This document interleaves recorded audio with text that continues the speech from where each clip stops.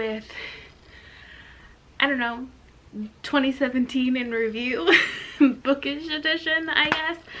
I actually do really like this idea, and I'm going to try and keep doing it.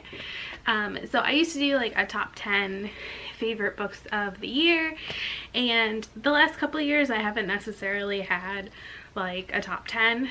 Yeah, I've been having trouble coming up with like 10 favorite books. I feel like it takes a lot for a book to be considered a favorite. Like, I rated books, more than 10 books, 5 stars this year, but just because you get a 5-star rating doesn't mean you're a favorite, which I feel like doesn't make sense, but it makes sense in my head. I don't know, favorite is just like, favorite's almost like a 6-star read for me, you know? So I decided to do this instead, and this year I also started keeping track of like my star ratings and the genres I read. The genres probably could have been a little more specific, and right now I plan on doing it the same way next year. I may change it a little. We'll see kind of going into the new year, and I'm not sure why, but I counted this up and the totals don't add up, but I'm too lazy to figure it out, and if the camera moves, it's my cat scratching himself against the tripod. But I will start by telling you what my favorite reads of 2017 were, and there were 4 of those. And the first one was Romancing the Duke by Tessa Dare. Tessa Dare was like the author of the year for me, but this was definitely the best one that I read from her. Loved it, loving her. I'm obsessed right now. Next is The Viscount and the Vixen by Lorraine Heath, who is another awesome author. And this was a new release for her this year. That's Murder of Crows by Anne Bishop. Really, this whole series was phenomenal, but this was definitely my favorite book in the series. And similarly is The Winner's Crime, which was just a last-minute sneak-in to this, but that book had me feel in ways I haven't felt in years, and I had to put it on here because of that. It kept me up even though I was exhausted. It had me like so emotionally invested, and that is just some high quality writing right there. I did accomplish my Goodreads goal. I think I had mentioned that in like one of my wrap-up videos. My goal was 100 books. It's always 100 books. Didn't get it last year, but I did this year, and I was able to read 112 books. Like I said, these numbers don't really add up to 112.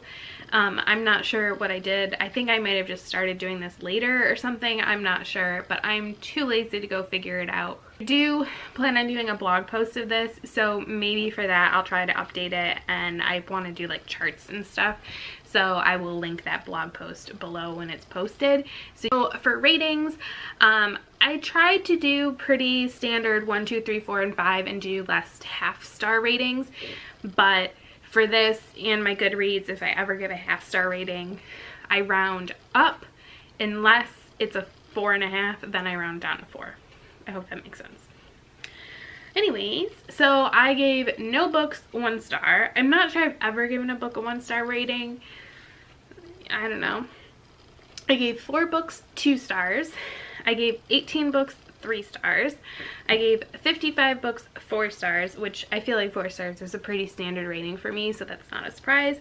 And I gave 19 books 5 stars, and I do think a lot of those were rereads. So then I separated my reading into 4 separate genres. So I did young adult, new adult, romance, and other. And I will say, I don't know how broad I want to get with this in 2018, but I was reading and listening to more nonfiction books, so part of me is like, should I put that in there? Should I do fantasy? But I feel like I don't read enough fantasy. Should I just combine new adult and romance? Because sometimes I don't know how to classify them. I don't know. I kind of like the idea of 4 or 5, not going too crazy.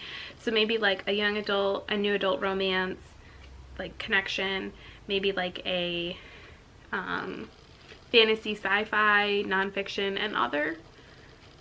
Maybe. Let me know what you think, and maybe that's what I'll do. So the breakdown I have is that I read 21 young adult novels, 15 new adult novels, 39 romance, which feels really low to me. But like I said, these don't add up properly. So, and then 15 other.